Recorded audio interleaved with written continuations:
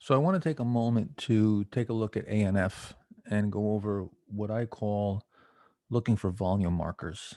Um, I'm always looking at the daily chart and I'm always looking at the weekly chart. And I'm always comparing price with volume. I want to show you one of the reasons why I've been willing to buy ANF up and actually pyramid into the trade, even beyond the original base where I was first buying it, even coming from some natural reactions. So let's just take a look at this daily chart here.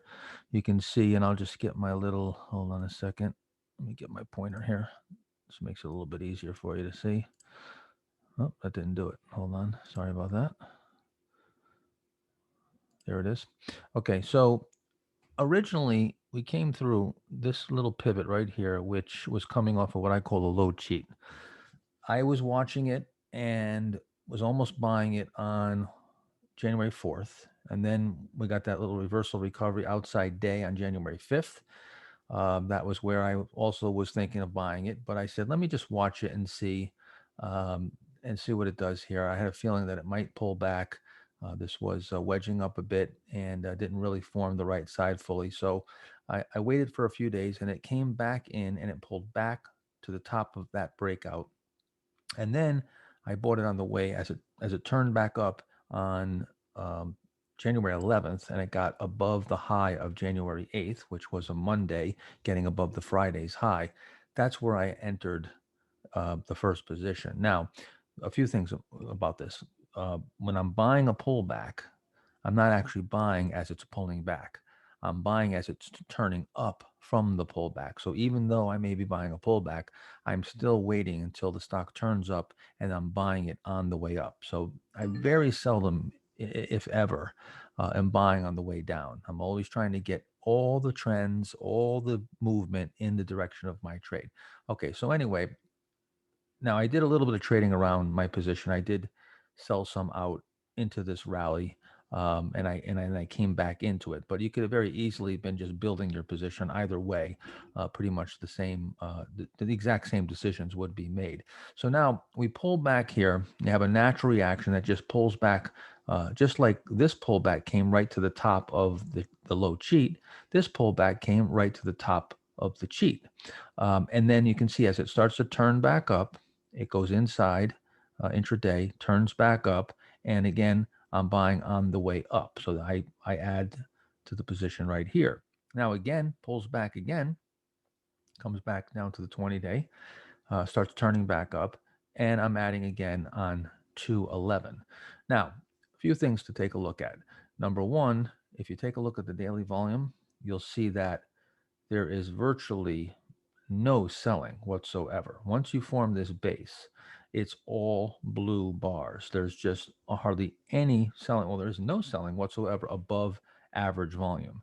Now, I always look at the weekly as well. And that's where I really like to look for the volume markers, because this is where the institutional volume is really going to stick out. And you're going to see that larger volume that happened over a week, because institutions are buying over a number of days. They're not just buying on one day. They're going to be buying on a number of days. You can see here when we finally came off of this, this troughing, if you will, or the bear market lows, we had this big volume spike and big week up. So I'm not going to buy there. I want to wait until the stock's in an uptrend. When it's above the 200 days in an uptrend. Those of you who follow me know that's my trend template, right? So now we're getting into a confirmed, or at least a stage two, an early turn stage two uptrend. And now we start forming that base on that daily. And you can see here, this is where I initiated that first buy. Take a look at the weekly volume. You only have one red bar right here, one down bar, if you will, down on the week. That's a tiny bit above average. And if you go and you look at it up here, it actually had a close that was above the mid of its range. So that's not even a selling week. That's actually an accumulation week. So there's zero selling on the weekly bars.